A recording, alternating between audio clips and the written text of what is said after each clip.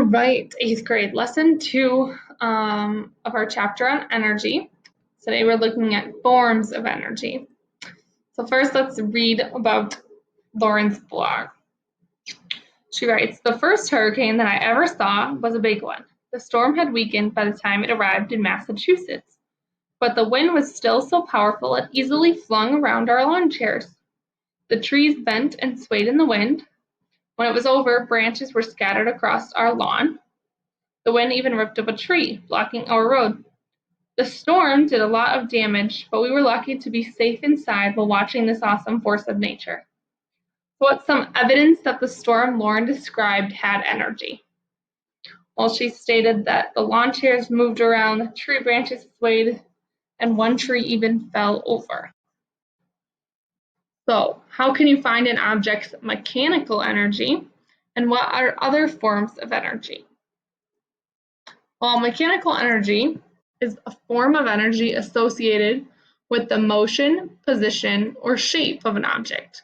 How do you calculate it? Well, it's the potential energy, which is position or shape, plus the kinetic energy, which is motion. So you can find an object's mechanical energy by adding together the object's kinetic energy and potential energy. Sometimes it is kinetic or potential only. It doesn't have to be both. So kinetic might be 0. So a car moving along a flat road only has kinetic energy because it's not moving up and down in height or changing weight or shape. But a trophy resting on a shelf has only gravitational potential energy. It's not moving. So an object with mechanical energy can do work on another object. Machines can transfer mechanical energy from one object to another. The more mechanical energy an object has, the more work it can do. So different forms of energy associated with the particles of objects include nuclear energy, thermal energy, electrical energy, electromagnetic energy, and chemical energy. So nuclear energy is the potential energy stored in the nucleus of an atom, typically released during a nuclear reaction. Nuclear fission, which is one kind of reaction, occurs when a nucleus splits, and nuclear fusion occurs when the nuclei, so multiple nucleus, when the nuclei of atoms join together. Continuing on, we have thermal energy, which is the total kinetic and potential energy of the particles in an object. The higher the temperature of an object, the more thermal energy it has. Temperature is not a direct measure of an object's total thermal energy. It also depends on the amount of matter or mass in the object. My goodness, lots of spelling mistakes. Sorry, that should be duh. And then it moves from a warmer object to a colder object because it wants them to be equal, so to speak. So if you've ever wanted to warm your hands up by a fire, the thermal energy from the fire moves to your hands.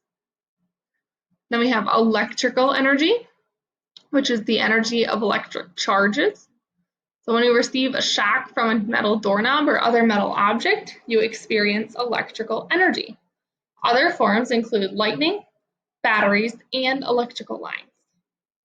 Electromagnetic energy, which is also called radiant energy, is a form of energy that travels through space in waves. Microwaves, X-rays, ultraviolet rays, infrared rays, waves, radio waves are all forms of electromagnetic energy. So all of those types of waves or rays that make up the electromagnetic spectrum. Chemical energy is potential energy stored in chemical bonds. When chemical bonds are broken, the stored chemical energy is often released. And let's just go over our vocabulary quick. We have mechanical energy, form of energy associated with the motion, position, or shape of an object. Nuclear energy, the potential energy stored in the nucleus of an atom. Thermal energy, the total kinetic and potential energy of the particles in an object. Electrical energy is the energy of electric charges. Electromagnetic energy, also called radiant energy, is a form of energy that travels through space in waves.